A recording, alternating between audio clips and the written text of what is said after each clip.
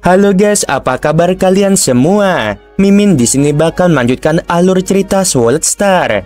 Disclaimer dulu bahwa kemungkinan besar ada perbedaan antara novel dan versi Donghuanya, tapi alur cerita utamanya tetap sama. Jadi tanpa ragu, Mimin akan membawakan alur ceritanya. Di atas puncak gedung menjulang di ibu kota Chu, seorang wanita berbaju hijau berdiri sendirian.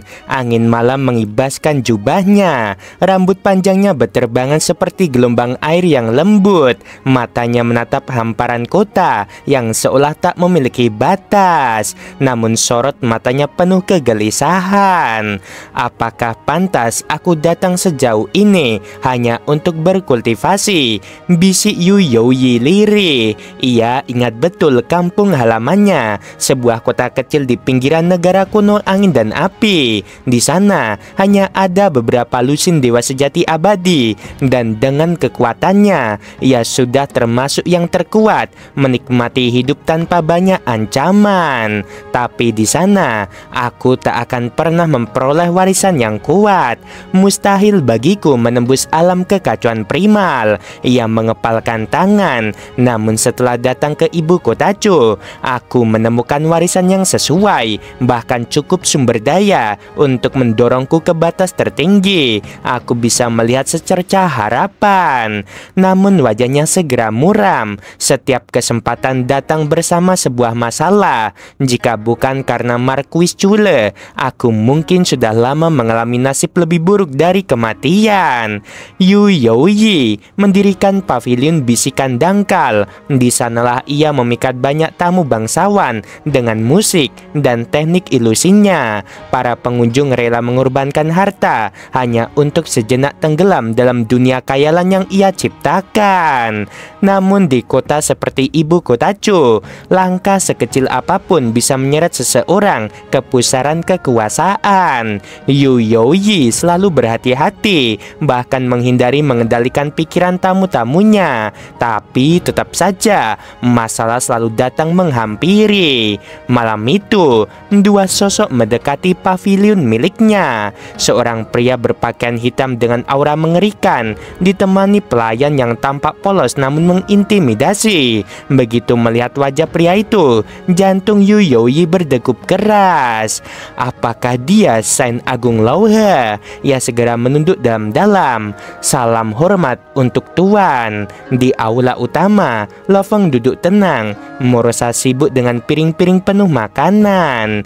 Beberapa lagu terbaikmu saja, ujar Lo Feng dengan suara ringan. Yu Youyi menunduk. Baik tuan. Ia menggerakkan jari-jarinya. Air di sekelilingnya berputar, membentuk seruling, kecapi, dan genderang tak kasat mata. Suara musik lahir dari aliran itu, lembut namun menusuk hati. Ilusi samar menyelimuti ruangan, membuat pendengaran seolah terbawa ke dunia lain. Morosa mengunyah daging, lalu berbisik sinis. Tuan, jujur saja, aku tak paham apa menariknya semua ini. Lo Feng tidak menjawab, matanya terpejam, tubuhnya tenang, namun perlahan air mata jatuh di pipinya.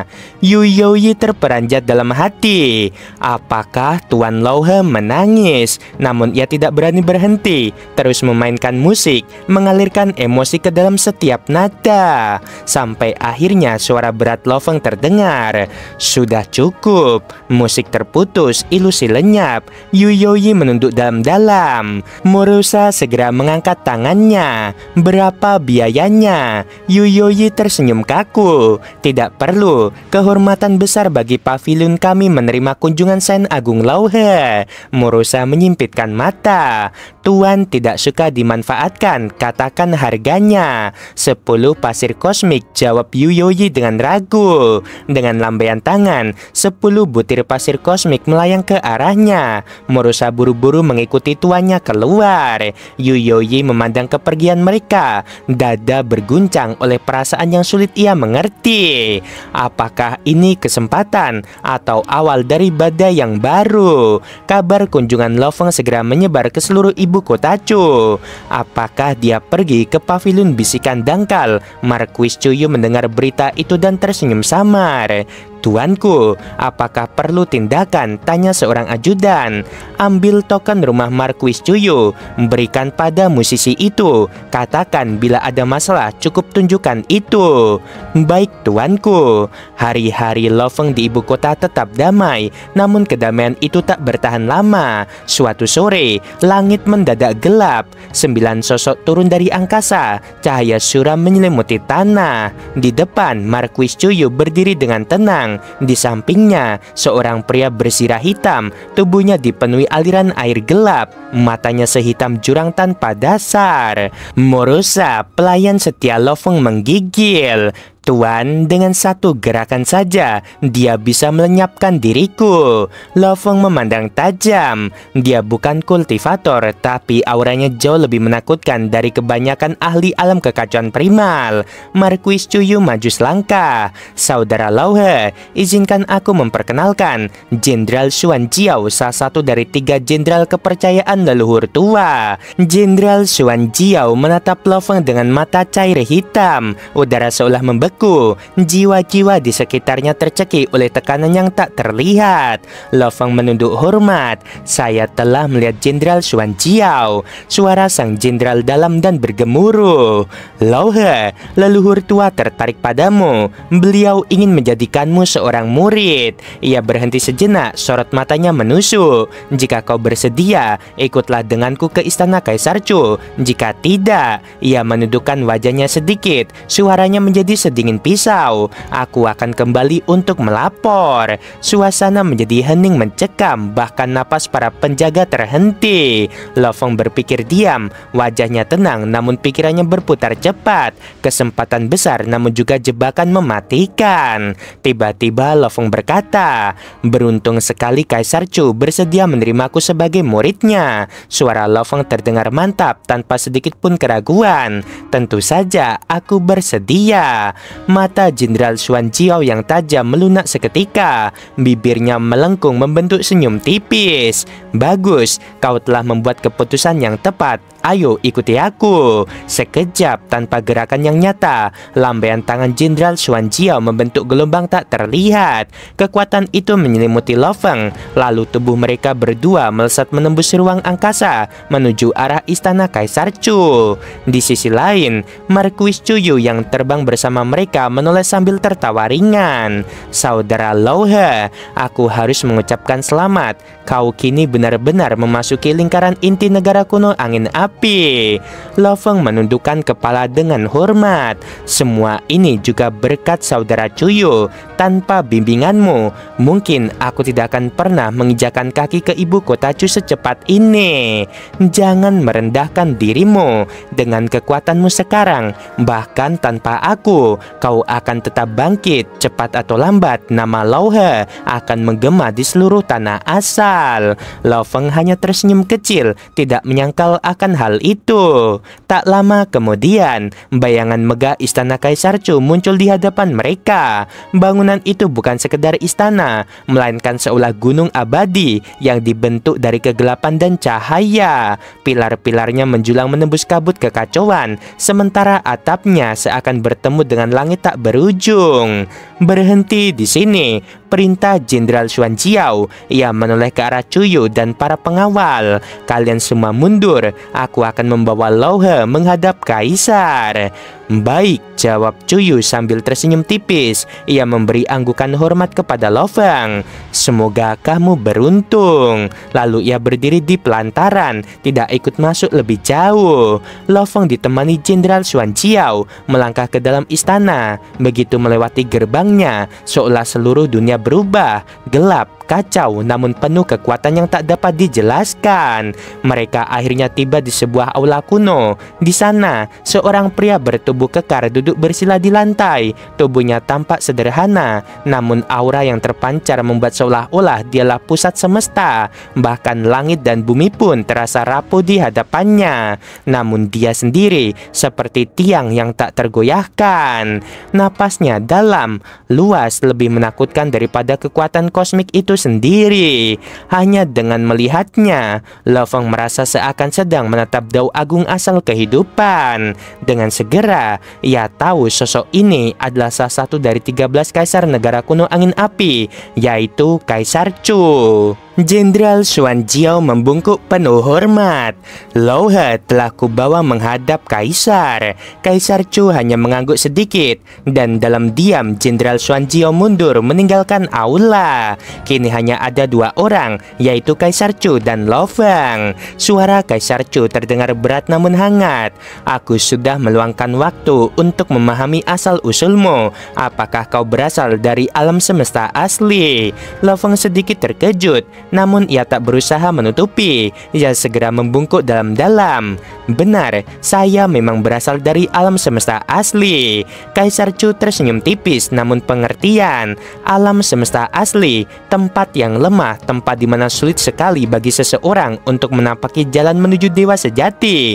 Bahkan kau bisa melampaui itu dan mencapai tingkat alam kekacauan primal. Sungguh menakjubkan. Lalu ia melanjutkan, jangan terlalu cemas. Hampir semua leluhur para kultivator kita berasal dari sana. Tanah asal ini hanya menjadi tempat tujuan, sebuah lautan yang menampung anak sungai dari berbagai dunia. Namun ingatlah, penduduk asli tanah asal lebih banyak menghuni wilayah ujung timur. Kau harus paham perbedaan garis keturunan ini. Lo Feng mengangguk. Ia sudah mendengar akan hal itu sebelumnya. Lalu, izinkan aku bertanya lagi, kata Kaisar Chu dengan nada serius. Apakah kau reinkarnasi dari seorang kultivator? Pertanyaan itu membuat ruangan terasa lebih berat. Namun Lo Feng segera menggeleng dengan mantap. Bukan, Kaisar Chu mengangguk seolah lega. Baik, ketahuilah, dari 13 kaisar, muridku adalah yang paling sedikit, hanya 2. Aku tidak mudah menerima murid. Aku lebih menghargai bakat dan kecocokan hati. Kau memiliki keduanya, maka aku memutuskan untuk menerimamu. Tatapan Kaisar Chu semakin tajam. Namun ingatlah, menjadi murid bukanlah hal kecil. Hubungan guru dan murid bukan sekedar formalitas, tapi sebab dan akibat yang besar. Begitu kau mengikat janji ini, kau tak akan pernah lagi bisa memilih guru lain. Bahkan para makhluk puncak tanah asal pun tak akan bisa menerimamu. Jadi pikirkanlah baik-baik. Lo Feng menunduk dalam-dalam. Murid sudah memikirkan segalanya. Guru adalah pilihan yang tepat. Dengan mantap ia berlutut, menundukkan kepala menyentuh lantai dan berseru. Murid Lo Feng memberi salam kepada guru. Kaisar Chu sempat tertegun. Lo Feng, jadi apakah itu namamu yang asli? Benar, karena menyangkut karma, selama ini aku menggunakan nama Lao He. Namun sejak aku bersumpah menjadi murid, aku tak ingin menyembunyikan apapun lagi. Kaisar Chu tertawa puas. Mulai hari ini, Lo Feng, kau adalah murid langsungku yang ketiga. Aku telah menyiapkan 3 hadiah. Ia mengangkat tangan menyikap 2 cahaya warisan. Yang pertama, bentuk kehidupan 8 kesengsaraan bencana pertama dan pemusnahan 72 pedang jilid 1. Setelah kau kuasai, warisan tingkat berikutnya akan terbuka gratis hingga alam tertinggi Raja Dewa. Lo Feng tertegun. 2 warisan bernilai miliaran poin merit diberikan begitu saja hanya karena ia murid langsung. Hadiah kedua, Kaisar Chu mengeluarkan sebuah kotak batu. 10 buah merah pucat memancarkan aura yang menyejukkan jiwa. Buah roh kristal primordial sangat langka, bahkan tidak bisa ditukar dengan poin merit. 5 gunakan di alam kekacauan primal, 5 lagi di alam pertama Raja Dewa. Lo Feng membungkuk penuh syukur. Lalu Kaisar Chu menatap senjatanya, pisau bayangan darah, embrio pedang tingkat Raja Dewa. Ia menyalurkan lumpur pelangi ke dalamnya, meningkatkan potensinya hingga mampu mencapai alam tertinggi Raja Dewa. Ia juga menanamkan teknik rahasia pemeliharaan senjata ke dalam kesadaran Lo Feng. 3 hadiah sudah kuberikan. Namun ingat, poin merit harus kau kumpulkan sendiri. Aku hanya bisa memberimu jalan, selebihnya bergantung padamu. Terima kasih banyak, guru. Lo Feng menunduk dalam-dalam. Kaisar Chu menambahkan, aku tidak mahir dalam dao kehidupan, tapi untuk dao kehancuran, kau boleh bertanya padaku kapanpun. Sekarang pergilah, berusahalah menjadi Raja Dewa pertama di antara muridku. Lo Feng keluar dari dengan hati penuh semangat, sementara Kaisar Chu menatap punggung murid barunya. Dalam hatinya ia bergumam lirih, "Aku hanya bisa memberi sumber daya, sisanya kamu harus berjuang sendiri. Pada akhirnya siapa yang bisa bertahan ketika dunia asal ini runtuh?" Lo Feng melangkah keluar dari istana Kaisar Chu dengan langkah tenang namun hati bergejolak. Angin yang berembus di atas ibu kota Chu seakan membawa hawa sakral yang baru saja ia dapatkan. Menjadi murid Kaisar Chu, sosok yang berdiri di puncak tanah asal adalah suatu kehormatan yang tidak bisa diukur dengan kata-kata. Begitu tiba kembali di rumah gua tempat tinggalnya, sosok tinggi besar dengan kulit gelap dan mata tajam sudah menunggunya. Itu Morosa, sang binatang sektor, segera maju dengan penuh hormat. "Tuan," serunya sambil menundukkan kepala. Lo Feng menatapnya dengan senyum tipis. "Aku sudah menjadikan Kaisar Chu sebagai mentorku." Mata Morosa langsung berbinar. "Benarkah?" Ekspresinya penuh kegembiraan, meski ada secercah rasa lega di dalamnya. Saat Jenderal Xuan Jiao datang mengundang Lo Feng, ia masih diliputi kekhawatiran. Bagaimanapun, sebagai binatang sektor, ia selalu takut keberadaannya akan menyeret tuannya ke dalam sebuah masalah. "Ya," jawab Lo Feng. Nada suaranya tegas namun hangat. "Kekhawatiranmu berlebihan. Mulai sekarang aku akan menutup diri. Kecuali ada hal yang sangat penting, jangan ganggu aku. Aku akan mengkonsumsi buah roh kristal primordial," jelas Lo Feng. "Untuk itu aku perlu fokus sepenuhnya." Morosa segera menunduk dalam-dalam. "Tuan, yakinlah, aku akan menjaga segalanya." Lo Feng tersenyum singkat, lalu melalui jalur telepati ia meninggalkan pesan bagi leluhur Origin dan sahabat-sahabat lainnya, memberitahu mereka agar tidak khawatir. Suara lembut terdengar, tubuhnya sudah menghilang memasuki ruang tenang di dalam menara bintang. Di sisi lain, Morosa berdiri terpaku, ekspresi wajah rumit campur antara gembira dan harapan. "Tuan telah menjadikan Kaisar sebagai mentornya. Dengan perlindungan seperti itu, mungkin posisiku di tanah asal tidak akan lebih buruk daripada binatang sektor kerajaan Tianmu." Ia mengepalkan tangan, matanya dipenuhi cahaya ambisi. "Jika ada mayat dari alam kekacauan primal yang lebih kuat datang kepadaku, mungkin aku bisa menembus jadi Raja Dewa." Namun sejenak kemudian wajahnya muram. Ia sadar betapa sulitnya melewati hambatan antara alam kekacauan primal menuju Raja Dewa. Itu bukan lagi masalah energi atau warisan, melainkan perubahan kualitatif dalam sektor yang ia miliki. "Tubuh Saint Beiyu terakhir kali sudah sangat membantuku, tapi jalan ini tetaplah panjang." Sementara itu, di dalam ruang tenang, Lo Feng duduk bersila. Di hadapannya, sebuah buah berwarna merah pucat mengembang, memancarkan cahaya samar. Aroma buah itu menenangkan jiwa, bahkan membuat pikiran terasa lebih jernih dan cepat. "Buah roh kristal primordial," bisiknya. Tatapannya penuh kekaguman. "Harta karun langka yang bahkan tak dapat dipelihara di dunia sumber. Ini adalah pemberian dari primogenitor Yan Feng untuk guruku, dan sekarang aku bisa menikmatinya." Ia terdiam sejenak, membayangkan kedalaman pandangan mentornya Kaisar Chu. Sosok agung itu memandang jauh melampaui era reinkarnasi, bahkan menakar kemungkinan akhir dari dunia asal. Sedangkan dirinya, Lo Feng, hanya bisa melangkah setapak demi setapak mendaki menuju puncak tanah asal. "Pertama, aku harus berdiri kokoh. Hanya dengan itu aku bisa membalas kebaikan guruku dan suatu hari nanti membantunya menuntaskan dendam." Ia menghela napas panjang lalu menatap buah di hadapannya. "Setelah datang ke ibu kota Chu, akhirnya aku merasakan betapa berharganya sumber daya terbaik," gumamnya lirih. "Warisan bentuk kehidupan 8 kesengsaraan dan pemusnahan 72 pedang. Keduanya melampaui alam tertinggi Raja Dewa. Ditambah buah ini." Dengan mantap, Lo Feng menggenggam buah itu. Ia menggigitnya perlahan. Daging buahnya keras, tapi tubuh Dewa Lo Feng dengan mudah mengunyah dan menelannya. Begitu memasuki tubuhnya, buah itu melepaskan aliran energi yang menembus jiwa. Jiwanya terasa halus, pikirannya berputar 20 kali lebih cepat dari biasanya. Pertanyaan-pertanyaan yang dulu membingungkannya dalam warisan bentuk kehidupan 8 kesengsaraan kini seakan terbuka satu demi satu. Selama ini pencerahan datang perlahan, sesekali saja, tapi sekarang segalanya menjadi jelas. Ia menutup mata, membiarkan dirinya tenggelam dalam arus pemahaman yang deras. Di alam semesta asli, inkarnasi kekuatan ilahi Lo Feng berdiri menghadap Dao Agung asal-usul kehidupan yang menjulang bagikan naga raksasa. Dengan kesadaran yang diperkuat buah tersebut, ia melihat lebih dalam, menemukan bahwa naga itu sejatinya terdiri dari 6 cabang utama, masing-masing misterius dan tak terduga.